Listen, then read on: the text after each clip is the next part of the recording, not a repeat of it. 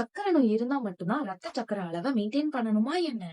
வரப்போற வியாதி அண்டாம இருக்கிறதுக்காக 10 டிப்ஸ் சொல்றேன். பிளட் சுகர் லெவலை மெயின்டைன் பண்ண நோட் பண்ணிக்கோங்க. அதுக்கு முன்னாடி சப்ஸ்கிரைப் பண்ணுங்க. ரீஃபைண்ட் கார்ப்ஸ் அண்ட் சுகர்ஸை கம்மி பண்ணணும். பதப்படுத்தப்பட்ட உணவுகளை குறைச்சிக்கணும்.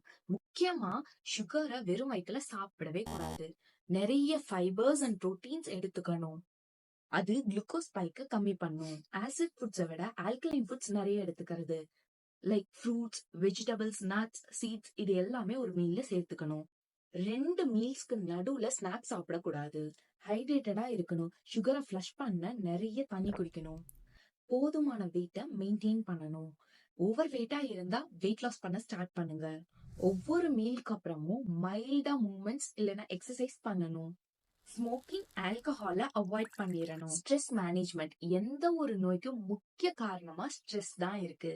சோ அத மேனேஜ் பண்ண கத்துக்கணும். லாஸ்ட் ஒன் ரொம்ப முக்கியம், ஸ்லீப். 7ல இருந்து 8 மணி நேரம் நிம்மதியா தூங்கணும்.